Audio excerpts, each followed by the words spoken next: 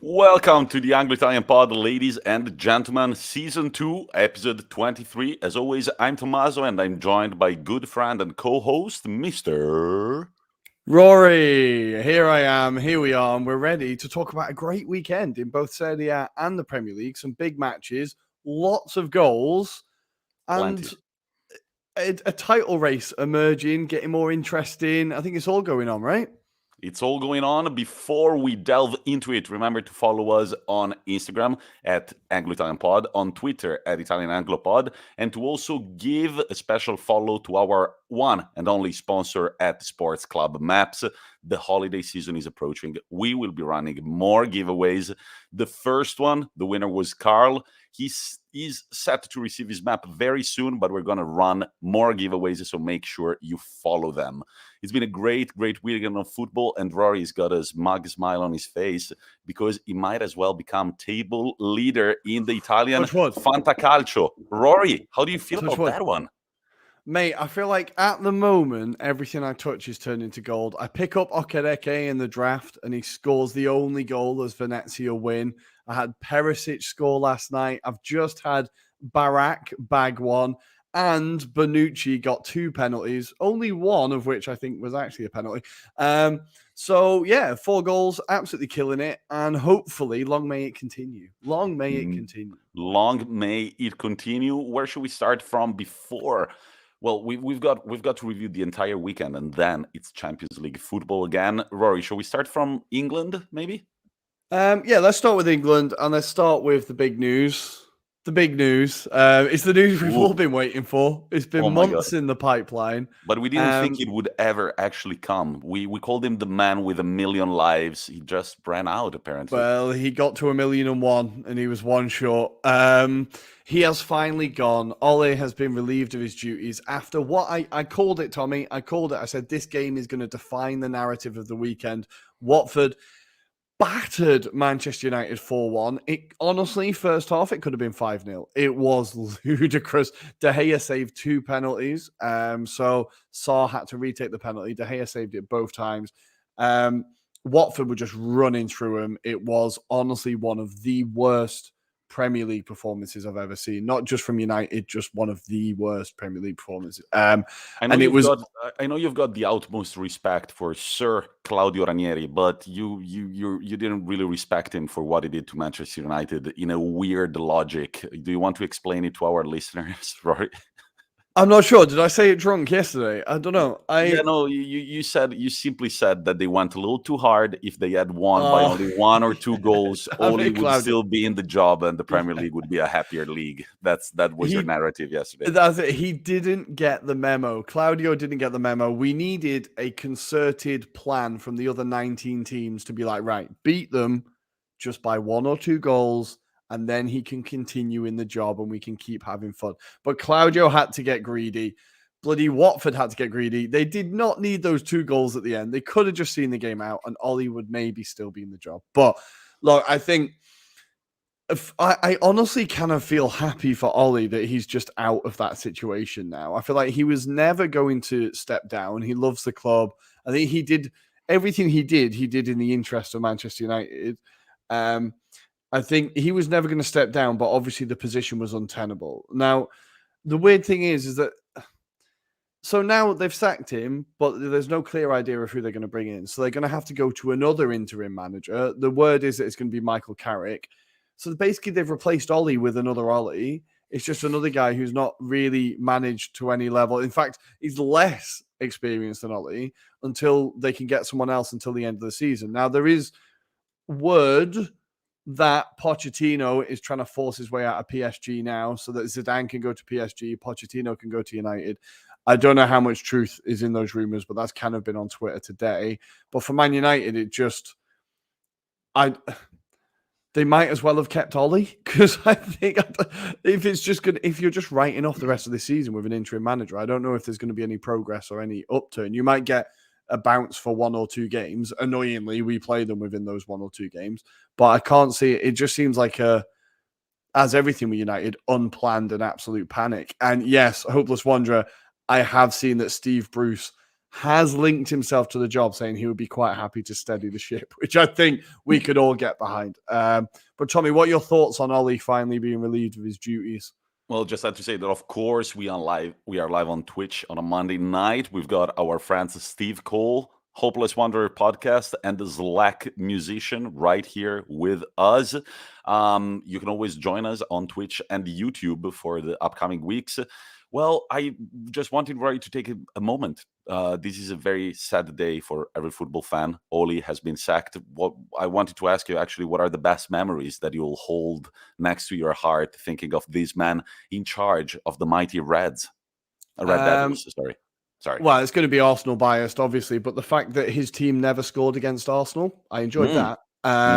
We got our first win at Old Trafford since 2011, 2010. That was a nice memory. But genuinely, I think the games that will be like Ollie will be remembered for will be the comeback against PSG. That Europa League campaign up until the final was very impressive. I think it's weird how you have these like on the flip of a coin moments. Like if they win that Europa League penalty shootout, the whole narrative is different. The whole trajectory of the team is different. It kind of felt like after that final that there was no coming back from it at that point. The squad looked dejected.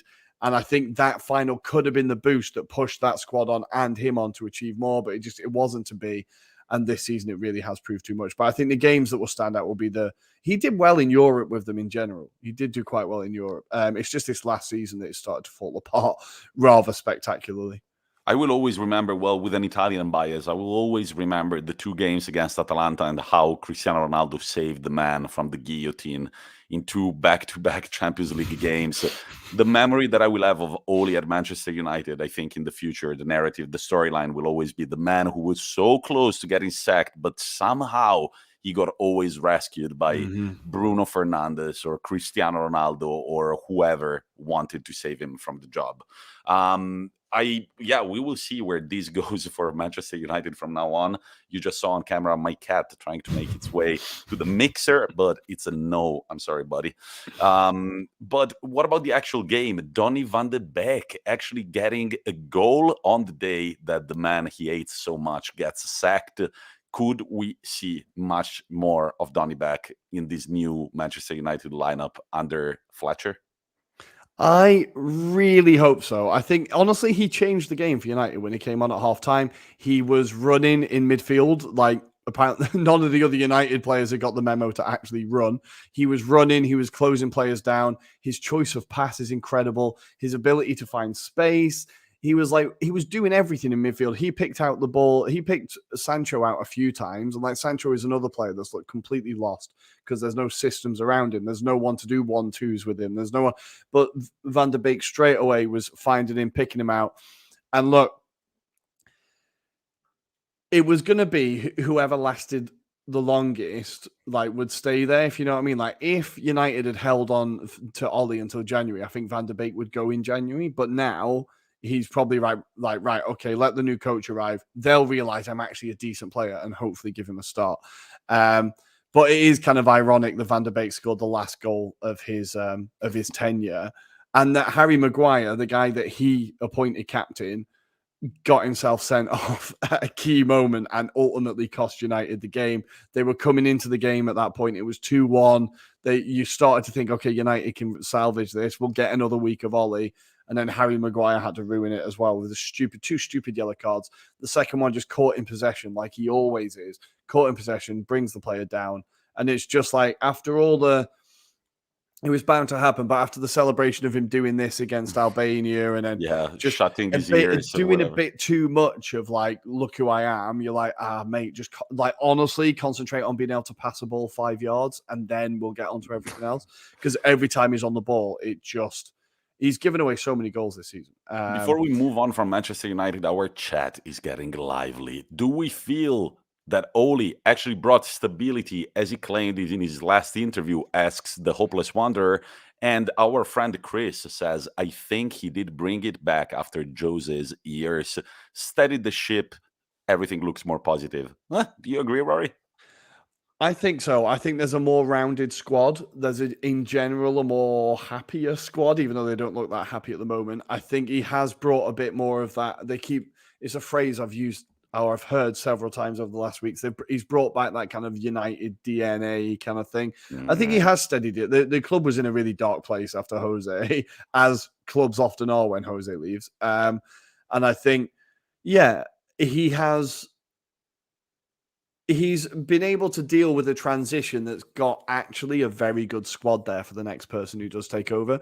When you go through the names on that squad, you're like, they should be challenging for a title, really. Because you've got Varane, you've got Ronaldo, you've got Sancho, you've got Fernandes, you got like Maguire, who people still think is good. I personally don't think he's good, but Maguire, you've got De Gea in goal. You've got a lot of good players there and a squad that could challenge. Obviously, we know where the holes are. We know where the gaps are in this team. They're massive and they're staring at you. But there is the makings there of a very good squad. But my feeling is that simply, God, my cat is on the stove and I can hear it beep. Sorry about that. No, but I don't know. Is that up to Oli? Is that because of Oli that all these players joined Manchester United? I mean, that sounds just like very good purchases in the window transfer. They've got a lot of money and they got a lot of good players. But if I was a manager going into this job, I would just be excited to finally give them a direction to follow and a starting lineup that is always that one and clear ideas. So we have to split between the management, the ownership, and the management. As Oli steadied the ship up. Sorry, the shit up. We have to tick that explicit box now, Tommy. I don't know. It's just like it just feels like I was just going through Manchester United's latest results. Like, look at their last 20 games. There's not much steadiness in there at all. So, well, they have good players, but to me, I think it's all that. Well, I think they've all their policy on buying players has always been the same. It's always just been buy big names. And when they did that under Mourinho, everyone was miserable. They did that under Oli, and not everyone was miserable. So I think maybe he has done a bit of a better job. But look, he's still like, this season has been absolutely disastrous. I still think the finishing second last year was a bit of a false position. I feel like it kind of, because City didn't really turn up, Chelsea didn't really turn up, I feel like that second finish makes them look like they were better than they were. I don't know. But again, everyone knows I'm slightly biased against United. Maybe I'm being harsh there. But yeah, I think overall he's prepared the club for someone else to take over. It's much more prepared for success than when Jose left. Yeah, I don't still think that it's because of Oli. I think it's because of you've got a very good squad of players that don't need much coaching, as they've proved over and over again under Oli. Our friend Chris is saying that they're only 2 signings away and 1 manager from being a quality side, and I agree with you. And the Hopeless Wanderer podcast are saying also Ole Gunnar Solskjaer like the Fred over Van de Beek, which shows how technically naive he was. There you go. You prove my point. Yeah, I think tactically naive is being very kind. I honestly don't know what his tactics were at any point. At any point of his tenure, I have no idea what his tactics were. But look, I honestly feel slightly relieved. Like I said, I feel relieved for him now that he can go and have a holiday and then get out of this toxic situation and just hopefully, I don't know, I just felt really bad for him. Towards the end, it did feel like a kind of cruel and unusual punishment. I don't know. Yeah, and now Chris just reading my mind. I was just like, that's enough talking about the Red Devils. I've been trying to delay it. Can you tell? Let's talk about how shit United were. Let's talk about the Reds. Let's talk about the Reds taking on Arsenal. The unbeatable Arsenal finally fall short of 4 goals against Jurgen Klopp's side. It all happened rather quickly, it seems like, in the second half. Rory, takeaways from this game? It was men versus boys. Men versus boys. I think this is, I kind of said it to Chris already in our WhatsApp chats. I was like, look, this is so I'm going to get, these are excuses, but I'm getting them in early. This Arsenal team is a very, very inexperienced team, right? And this Liverpool team is a very bloody good and experienced team. The 2 players for Arsenal that I was really disappointed with, and I think it's kind of interesting because they're 2 players that have impressed throughout the season, and nobody expected them to be as key as they have been. So it's Sambi Lokonga and Tavares. Now, they were both signed, and we thought, okay, these are going to be bench players. we're going to see them in the cup. That'll be about it. And they've become like regular starters.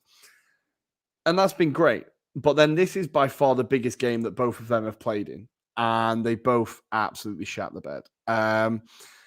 Now, they weren't the only ones that shat the bed, because Arteta, and again, I talked to Chris about this, he has a need for the story to be about him. He has a need he has an ego, and I think he needs to learn to kind of curb that ego a little bit. Now, I can kind of see what he was trying to do with like having a go at Klopp, because Mane is one of those players where his reputation lets him get away with a lot. He sticks one in on everyone, and there was a few challenges he jumped for against Tomiyasu where he was leaving things in, and Arteta was going mad. Now, the one that Arteta actually went mad about, I don't think was a foul, but Arteta ended up screaming at Klopp, and then all of a sudden Anfield woke up, and the atmosphere just got turned up to like 12, and then we were fucked. And after that, like, obviously there was tactical things that happened, and like Jurgen Klopp like just got Liverpool to press and press and press. Like it was relentless. They just slowly turned up the pressure. That and Anfield waking up really did put us on our arse, and it played into Klopp's hands straight away. And then what was annoying was the first half we played really well, or at least we controlled Liverpool. We had a few counterattacks, and we were like, okay, maybe we can nick one, but we're going to have to just like, you know, like when boxers just hang on the ropes and just wait for the guy to tire them out. It kind of felt like that. And then to concede from a set piece is really irritating. But I saw a stat that Trent Alexander-Arnold now has 50 assists, right? He is 22, 23. And for comparison, it took Dani Alves to have 250 appearances to get 50 assists, right? Trent Alexander-Arnold so far has played 186 games and got 50 assists. Like this guy, his delivery is unbelievable. And also Dani Alves never played in the Premier League. So well, yeah.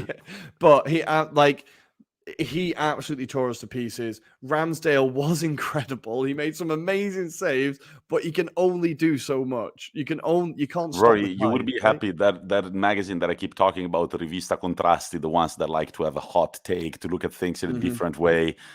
They had an article about Ramsdale today. They were saying that they absolutely love the 1990s goalkeeper attitude that he's got. Every little chant that comes from the stands, he turns around and like starts acting a fool. He's aggressive. He's loud. He yells at his defenders. Even people in Italy have noticed him. I think he's going to become a big name at Arsenal. Mate, I absolutely love him. And I think his personality and his vibe, like his presence, rubs off on the defense. Now, obviously, this game, like once Tavares gave away the ball for the second goal, we just capitulated then, and Liverpool were just all over us. So I think 4-0, like it could have been 7, it could have been 8. Like Liverpool really were like unbelievable. But I think they will do that to teams, and ultimately, our season isn't going to be judged on how we did away at Anfield. Our season is going to be judged on how we do against Newcastle next week and how we do against United. And I think we were always going to lose at Anfield, unfortunately. But Liverpool are just bloody good. They're just good. They're very, very good. They're like the best team in the league. Just looking at the stats, 19 shots for Liverpool, 5 for Arsenal. And how many? Do you know the XG for Liverpool and the one for Arsenal? I know ours was like 0.4 something. 0.3, and for Liverpool 3.34. Mate, it was a barrage. It was a barrage. Still, the fact that you went out there and still you didn't embarrass yourselves. Like, I feel like the overall performance was there. You're going to lose against this team. Well, I mean, it's you guys have struggled quite a lot, and I mean, a 4-0 loss is a big halt, of course, but I think there, as you were saying, there are some good takeaways from this game. And I think the key now is how we react. We have Newcastle next week. An Arsenal team of old would go and lose that game to Newcastle now, or draw that game to Newcastle. We need to go out and win that game and make sure that this is just forgotten about. And that's going to be the key for Arsenal now. But for Liverpool, it was important for them because with Chelsea winning and with City winning, like Liverpool need to keep up the pace, because we've said before, like I think they've got the best 11 in the league. Like their first 11 are the best 11 in the league. But beyond that is when they start to struggle. And we know that the AFCON's coming up, so they need to get these points on the board while they can And yeah, it was really impressive from them. Absolutely terrifying at times. I think Arteta has to turn around to the Arsenal team and say that's where we want to be in 6 years' time. Like that's where that is what you're aiming for, because we're not there. But that team have been together for 6 years. That team have been together for 7 years, maybe. Like that's where we want to be, and I think that's what Arteta has to use it as, really. Chris coming in with the salt on the wound. I heard a stat. He says Arsenal have lost more than 4-0 10 times, 5 of them to Liverpool. It's never pretty. It's never pretty against Liverpool. It's always, usually there's like loads of goals in those games. And in the past, we used to have a few of them as well, but now not so much. We just let you have them all. Lots of talking points in the group chat. Ramsdale over Pickford for the 3 Lions, Rory. Yes or no? Maybe? Yes, but Pickford has never underperformed. He's never let England down. I think for Everton, Pickford has like lapses in concentration and gets dinosaur arms. But for England, he never really does. So I think not like we should wait for him to make a mistake, but like he was one of our best players at the Euro. So I think it would be harsh to drop Pickford. But obviously my Arsenal heart says, yes, I want England's number 1 to be an Arsenal player, right? And our friend Theodore Boyven is here with a very American question. Who would have won in a fight, Klopp or Arteta? Jesus Christ, is this yeah, Klopp's like 6'4" and doesn't spend 3 hours looking in the mirror like Arteta does. I think Klopp is taking that all day. But since our friend Theodore is here, Manchester City's favorite team won yesterday very convincingly 3-0 against Everton. But can we talk one more time about Mr. Joao Cancelo and that nice Trivela pass to Sterling? Man, I've seen that pass from like 15 different angles, and it gets prettier and prettier. It's insane, man. That guy is having a hell of a season. Where did this guy come from? Inter Milan, of course. Inter Milan. He's exploded. I remember them signing him and me being a bit like, oh, he'll never play. Then all of a sudden, he's like one of their key players. We've said it about City before. Like they have these players that just appear for 3 months. They're unbelievable. It all becomes about them. Then it's someone else's turn. And at the moment, Cancelo is just absolutely killing it. He's possibly the best left and right back in the world at the moment. He can play on both sides. And did you see the Rodri goal as well? Yeah, the Rodri goal was an absolute rocket. Everton are looking awful, and I already feel like this Benitez project has not got legs in it. But you were cutting out a little bit, but yeah, I heard that this Benitez project is not really working for Everton. That makes Man City the second team in the league, 26 points after, of course, Chelsea. They are on a tear, absolutely. Ever since October 2nd, of all the games they've played, they've only drawn 2, one in the Carabao Cup and one in the previous match day in the Premier League against Burnley. The Lukaku absence doesn't really seem to be phasing them. Mm-hmm. It's almost like we want to raise the question: is there going to be space for Lukaku once he comes back? I think he has to get into the team, right? But because the problem for Chelsea is at the moment, and it's a good problem to have, is that all their top goal scorers are their defenders. I think their top goal scorer is Reece James, and then there's Rudiger, and I can't remember the third one, but all their defenders are getting the goals, and I think they need maybe the attack to give them a hand. Rudiger, Kante, and the Pulisic were the goals, yep. And I think Chilwell has a few this year. Kante's goal was unbelievable, but I think so when Big Rom is back, I think he walks back into that team. It's just we have to remember that he was not in good form before he got injured, right? He'd gone 7 games without a goal, so it's not like he was being that key for them anyway. So can I say one thing? Out of 2 seasons for Inter Milan, I don't recall him being out injured for that long. Like he's a physically strong dude. There is something fishy, in my opinion. For a man who doesn't know how to read and write, I'm going to say that there is something fishy about this Lukaku absence. But in other news, we had 2 games with a 3-3 scoreline. Burnley, Crystal Palace, Newcastle, Brentford. And then we have to talk about one of my favorite teams. It used to be a bird that could fly very high, but it's become a sort of ostrich or a penguin that can't really take flight anymore. What is happening to my favorite bird, the seagull? They lose 2-0 to Stevie G. His first game in charge in the Premier League, he makes it a 2-0 win. takeaways from this game? Stevie G at the wheel? It was a great Ollie Watkins goal, a really beautiful Ollie Watkins goal to open it up. I think we saw what we kind of talked about. Gerrard brought in a bit of defensive stability. The wing backs were key to the game, and he got a vital 3 points. Like, that is a great way to start off. The first goal was very late, and then the second one kind of followed shortly afterwards. Great start for Gerrard. He was not the only manager who had a great start this weekend. Dean Smith getting Norwich to their first win of the year. So a really impressive performance there against Southampton. The goal from Shea Adams is an absolute beauty. But yeah, Dean Smith getting off to a winning start. But unfortunately for Eddie Howe, he could not get off to a winning start. He wasn't on the bench, I believe, for COVID reasons, but I'm not sure. His Newcastle team drew 3-3 in an absolute barnstormer. And then, as you mentioned, Burnley against Crystal Palace, 3-3. We need to talk about Maxwell Cornet. The signing for Burnley has been ridiculous. He's got 5 goals in 7 games since he came into the league. They're a team that's very much English, right? And they signed this French guy, and everyone's like, oh, okay. That's kind of weird flex from Burnley. And he's been unbelievable since he came into the league. So Burnley look like they are trying and starting to get something together. Crystal Palace, Patrick Vieira is doing a great job there. And I think Palace could easily finish top half this year. Mark Guehi getting his first goal. One of the players we talked about at the beginning of the season as a great signing. He got his first goal for the club. And just, Crystal Palace loving life under Big Patrick, and you've got to love it. And finally, Antonio Conte, first win in charge of Tottenham in the Premier League. Are the Spurs back?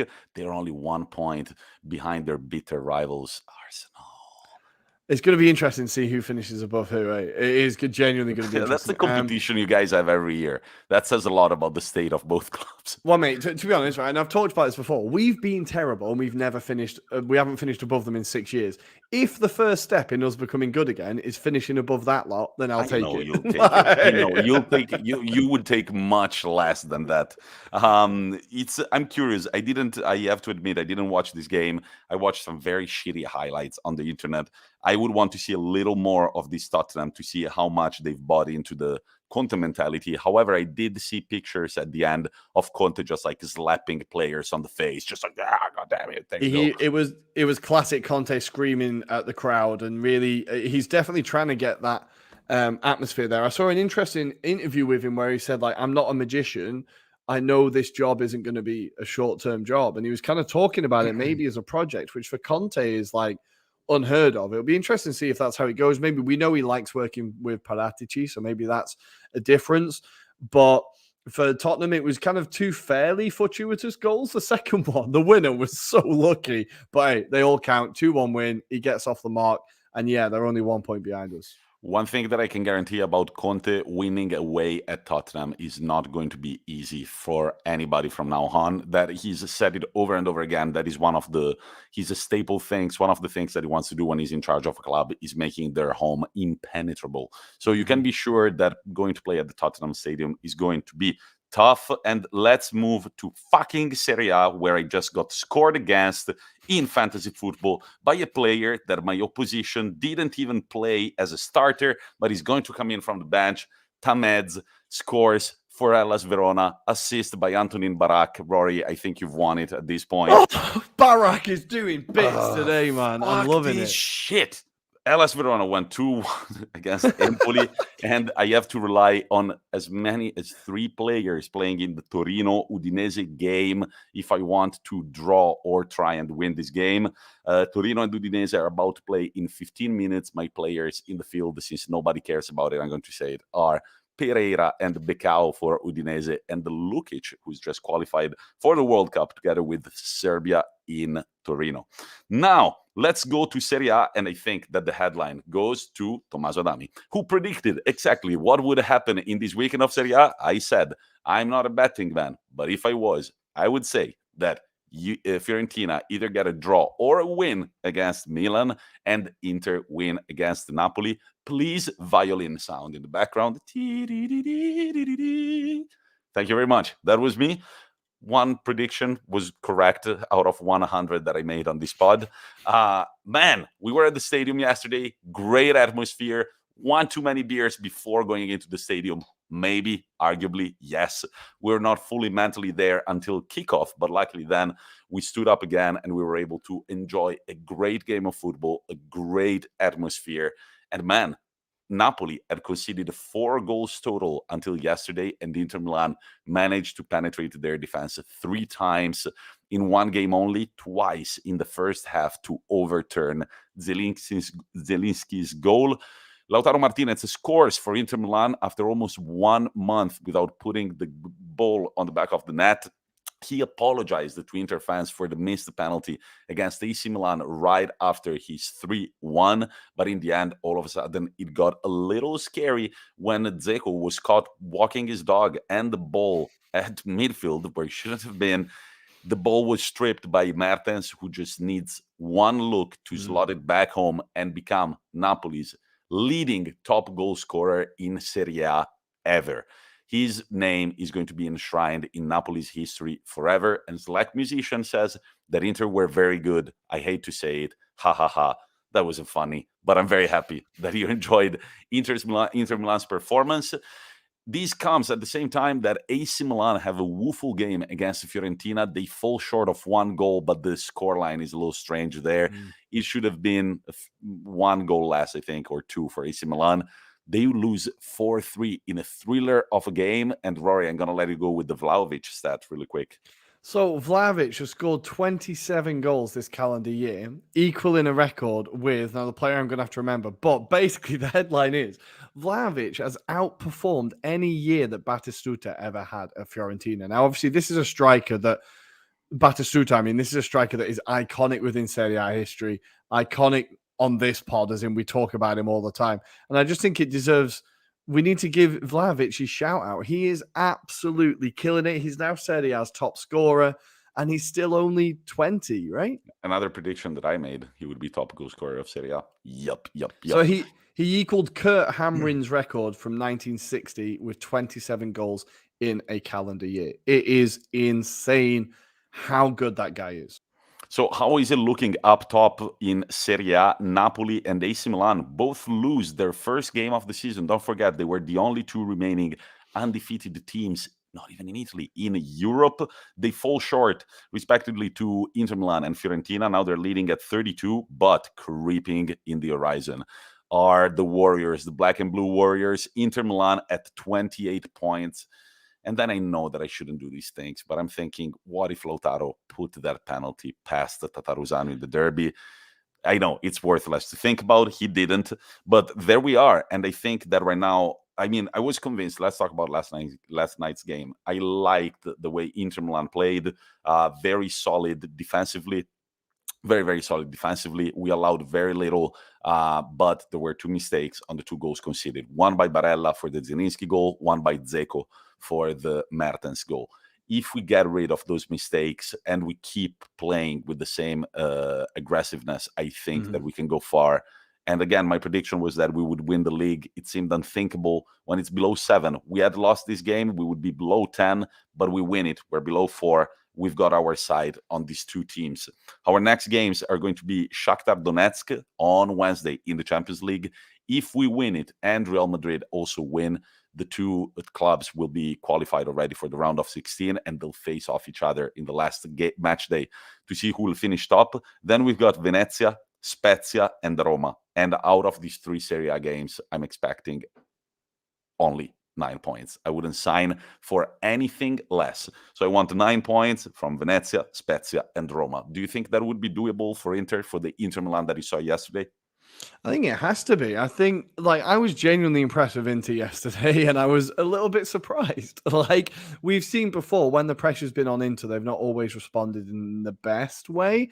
And I think, especially with Napoli going 1-0 ahead, I was like, oh, how are they going to deal with this? And we kind of briefly mentioned it. To turn it around, not only turn it around, but turn it around in the first half is, that is impressive. That is very, very impressive, especially when Napoli started so brightly. And then they kind of took the game away with the 3-1. I feel like maybe some of Inzaghi's substitutions again invited a bit of pressure and kind of let Napoli into the game. Yep. He did the normal thing of taking Martinez off, right? And and brought on Gagliardini. Maybe I can't remember who he brought on for him, but it seemed it felt like the substitutions were inviting a bit of pressure. Napoli got that second goal. Then towards the end of the game, Tommy, when we saw 8 minutes of added time, we were like, "Oh, like they're definitely getting an equalizer." We give him a lot of stick, but Tommy, we have to give Handanovic his credit for that save at the end, where the ball rolled along the crossbar. Now I don't know how intentional it was. But a save. Well, the save was intentional. What happened after the save was very lucky. The ball just got this insane trajectory, like bounced down his arm, then up, got the crossbar, and went on the over the net. But I have to say one thing about Handanovic, man. The first goal by Zielinski, it's kind of funny. Like I don't know. He just like stretches like big time. It looks like a big stretch, but he doesn't fucking dive. He's feet on the ground. So it's just like this big yawny stretch that goes up, but it doesn't quite get there. Fucking move your feet, dude. You're a goalkeeper. You can do that. But I have to say, if in the end the 3 points come and he makes that save on Mario Rui at the very death of time, then all right, I'll allow that mistake to happen. Napoli, huge blow for them. Osimhen out injured, they say, for as many as 2 months. Now, he got a fractured, what do you call the cheekbone? Cheekbone. Yeah. Yeah, he got a fracture on his cheekbone, some eye problems. He already underwent surgery. But to me, I'm not an expert, I'm not a doctor, but 2 months out for that just seems like a long time. I would expect him to be back like mid-December or something like that. It depends. Yeah, well, again, I'm not a doctor either, but it depends if there's a problem with the eye, right? Because usually players just come back with a mask and it's fine. But if there's a problem actually with his eye, then maybe they've got to be careful. That's a massive blow for Napoli because he has been like, look, I think quite a few of their players have been chipping in with goals, but he's definitely the focal point of that team. Definitely. And he's the one that if they are going to win the Scudetto, if they were going to win the Scudetto, he is the one that was going to be the one to drive them there, if you know what I mean. So I think it's going to be a massive blow. We knew they were going to miss him for AFCON, so now they're going to miss him before that as well. It's like, it's definitely not great. It'll be interesting to see how Napoli respond to this. Like, it is all about their next game. Their response to this, they need to just pick up and go again because it would be quite Napoli, I think, to just kind of collapse now and the next few games drop points and kind of lose their way. Now it's a pretty tight schedule, and Napoli have got a Europa League game against the Spartak, and then in the matter of 1 week, Lazio at home, Sassuolo away, and Atalanta at home. It's making that's rough. That's rough. That's rough.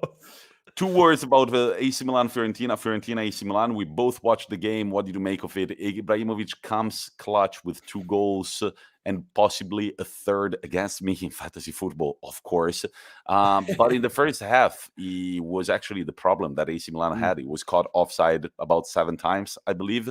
And AC Milan actually, well, I will do my analysis first. I think they were found out in the situations where they were actually creating more. 2 counterattacks kind of screwed them over in the first half. What did you make of it? Yeah, well, that seems like Fiorentina's kind of a style this season, right? Is to catch teams on the break and be clinical when they do it. And I think AC Milan, I was really disappointed with how leaky their defense was. I don't think their defense has been that bad, and then all of a sudden they couldn't stop water. Like, it was ridiculous. But again, we've talked about how good Vlahovic is. He got a lot of stick for playing Gabbia, a guy from a youngster from the Primavera, instead of Romagnoli, who was sat on the bench. So yeah, that was also. But nobody likes Romagnoli either, really. Gabbia, they got so much abuse on social media. like the most. I was reading some comments, man. I hate to say it, but it's the most I've seen a white player receive abuse recently. Like, it was that bad. Just to tell you, I'm just making a comment on how racist our society is. But besides the defense, what do you think of the rest of the team? They didn't create that much up front. No, well, that's it. Fiorentina were never really. I feel like you said it. 3 kind of flattered Milan a little bit. I think Zlatan is clinical, right? When he gets a chance, he usually takes it, and he became the oldest player to score a brace in Serie A, I think. But I feel like, there was never a point where I thought, okay, Milan are going to push on and win this now. I always thought Fiorentina would just nick that extra goal. And Tatarusanu just when your keeper's giving them their first goal, that definitely doesn't help. Hey, was it the first No. goal? I think it was the first goal. Yeah. It was the first goal. It was the first goal. On Saturday, we also had Atalanta Spezia. Luis Muriel is back in the score sheet. Zapata scored for Ladea a penalty. He had to retake it. He missed the first one. Then they let him retake it. I hate when that happens because I feel like the majority of penalties, if that's the rule, should be retaken. But the big standout name in this game is Mario Pasalic. Ladies and gentlemen, the Croatian with 2 goals and an assist to make it a 5-2 win against Spezia. Atalanta are only 3 points behind Inter Milan, so there is a nice little cluster of teams creating there up top. On Saturday, Rory quickly mentioned it in the introduction. He was given 2 goals by Bonucci for his fantasy football squad, 2 penalties to overcome Lazio at the Olimpico. You were saying that only one of the penalties was a penalty. Which one wasn't? The Reina first side tackle? one. The first one, I think, was soft. He got the ball. I know he continues through and gets the defender, but the tackle he got the ball, I thought that one was soft. The Reina one is just stupid.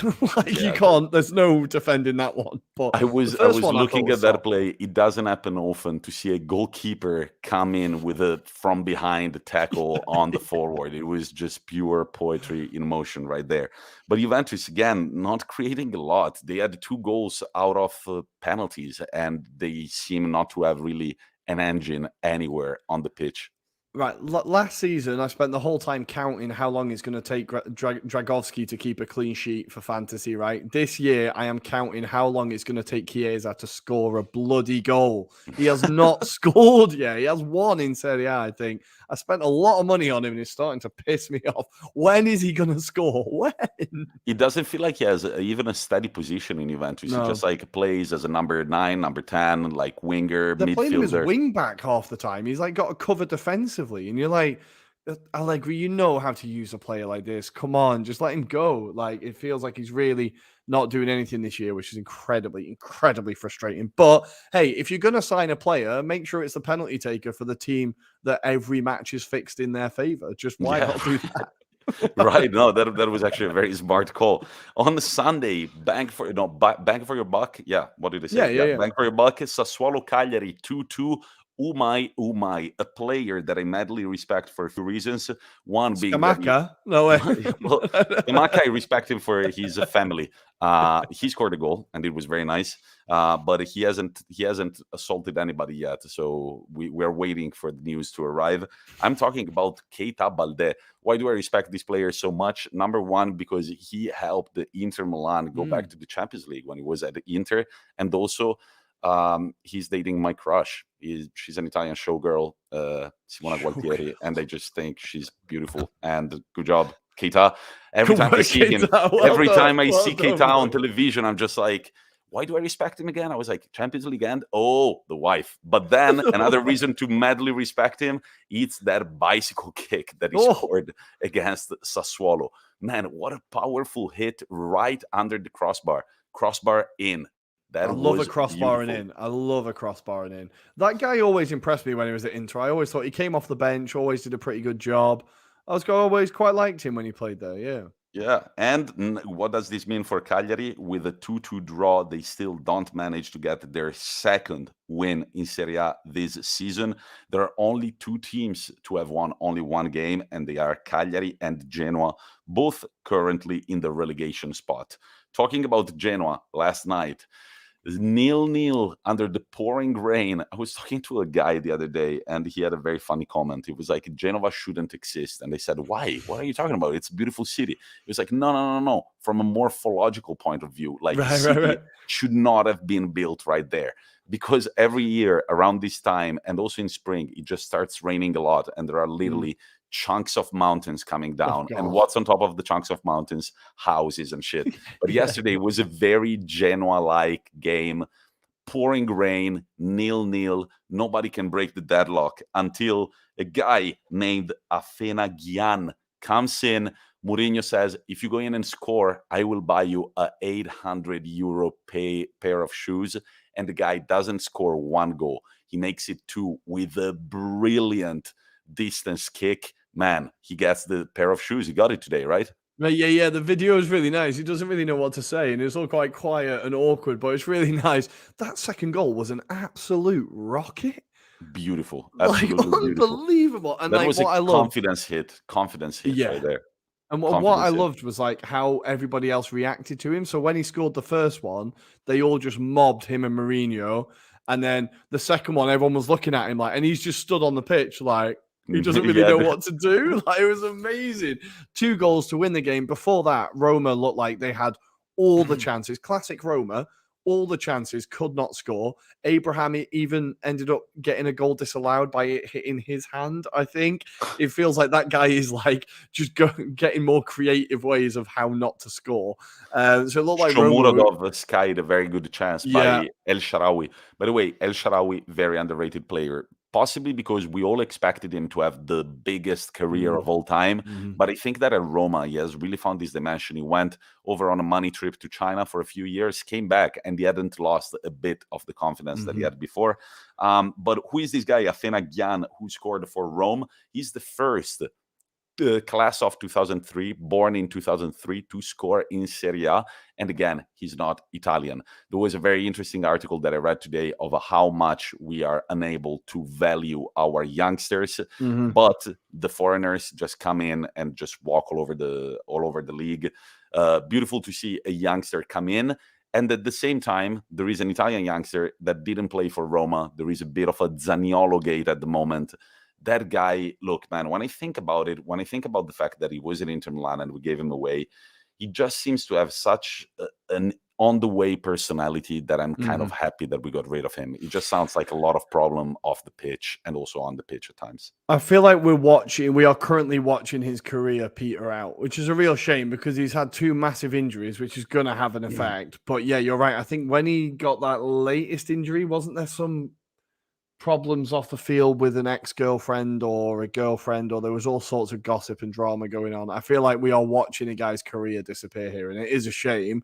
But if you're not putting the performances in on the pitch, then Mourinho's not going to play you. And I think like bringing this player in like Gyan and giving him a go and him doing that, it like kind of proves what Mourinho was saying, I think, about him saying that some parts of this squad just aren't good enough, and like, I know it's kind of classic Mourinho to be like, I need to spend more money, but I feel like he really needs to spend a bit of money on this squad to make it his. But I feel like the club are willing to put the time in with him, and the club are willing to like trust in Jose a bit, that he might be there a while in order to build a squad. I hope he does, because I feel like it's quite a good fit, And look, even though it's been up and down this year. at the end of the day, like the thing that strikes us is that they lost 5 games already. But if we look at the reality of things, they're only 3 points behind Atalanta.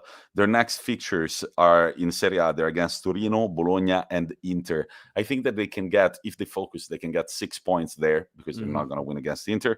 They got 6 points there, and they could still be in the race for Europe. We shall see, but I don't think that Mourinho's days are numbered yet because they've been doing all right.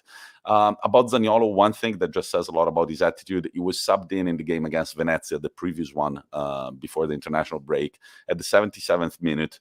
Nothing really happened after he got in. They still lost the game 3-2. But after the game, usually when it's a loss, players don't post anything. And Zaniolo just posted in his Instagram stories a bunch of pictures taken by a professional photographer of him just like walking around the bench and looking cool as fuck. And it's just like, your team is losing and you really focus on like the pictures where you look good. Joe Spagnoli saying, Rory, Zaniolo's love life is Instagram's answer to The Sopranos. More girlfriends than knee injuries. And that's a very good point, Joe. Very, very good point. Love it. Still a few games to take a look at. Let me scroll back. Sampdoria win 2-0 away at Salernitana with an own goal by Di Tacchio, and yet another goal by Antonio Candreva, who's really becoming a good player for Sampdoria. And Venezia continued their run. They win 1-0, second consecutive win, this time against Bologna with a goal by Rory's very own Okereke. Mate, this is a signing I'm so happy with. I watch him not score for the rest of the season, but I am happy we're getting that guy. No, yeah, I know you do love the guy. And as we are talking, as I previewed already, Torino and Udinese are taking on each other. But it's time to take a look at these midweek Champions League fixtures. Look, About Inter's group, I just said it all. We need to win against fucking Shakhtar Donetsk. They suck. They've been terrible all this Champions League. They don't deserve a single win. They're not going to get it at the San Siro. The game is going to be at 6:45 Central European Time on Wednesday, which means I will miss the first 15 minutes because I will be working. If both Inter Milan and Real Madrid win this game, it means that they will be the teams to advance. And then it will be interesting to see the final game at the Bernabeu, because who wins will be top.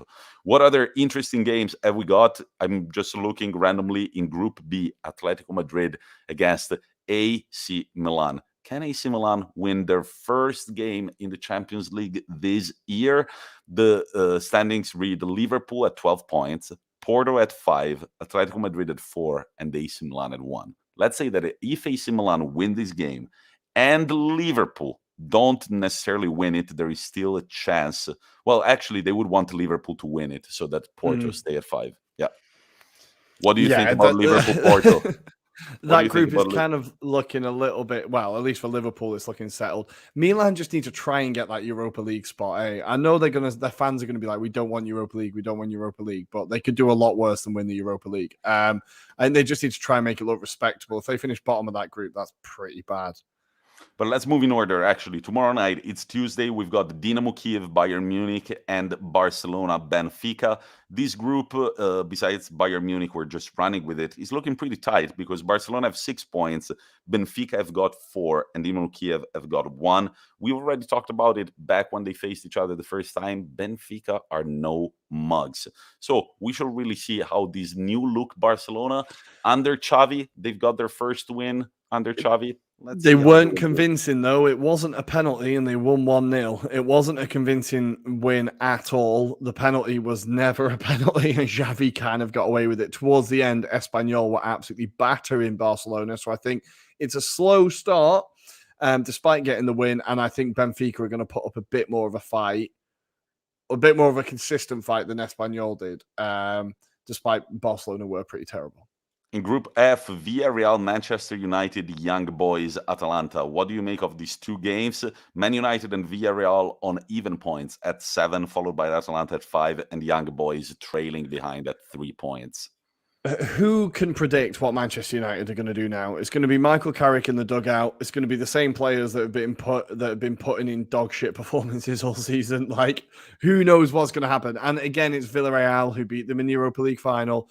It could be a messy one, but it would be kind of classic for them to just put in an amazing performance now the manager's been sacked, right?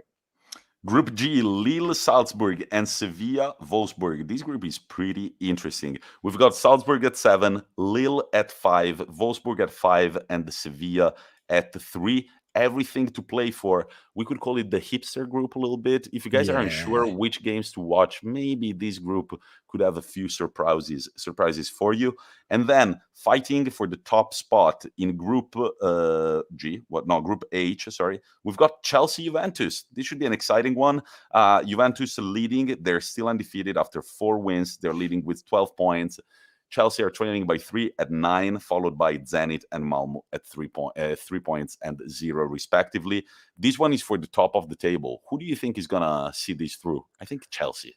Yeah, I think Chelsea get the win here. With it being at Stamford Bridge and with them being so good recently, like their defense is not letting goals in, and Juventus don't have much of an attacking threat beyond penalties. I think this is only really going to go one way, and Chelsea could kind of secure top spot basically. But we know how important it is to finish top in the Champions League. Like, the last game that the Blues lost was against La Vecchia Signora, exactly on September 29th. Ever since that 1-0 loss in Turin, they have never lost a single game. Let's move on to Wednesday, when we've got Club Brugge, RB Leipzig, and the big game, Manchester City, PSG, the petrodollar derby. Who do you see winning this one?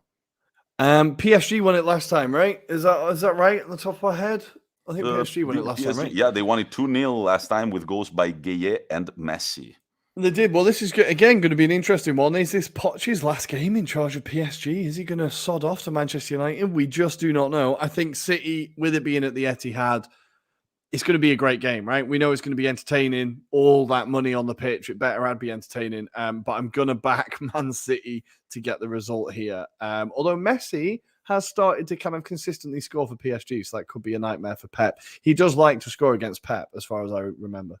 Club Brugge have still something to play for. They're on 4 points. They're going to take on RB Leipzig. But if they win, they go to 7 points. PSG are currently at 8, Man City at 9. They can still dream. We've already covered Group B, where AC Milan, Atletico, Liverpool, and Porto are. Group C, Besiktas, Ajax, and the Sporting Lisboa, Borussia Dortmund.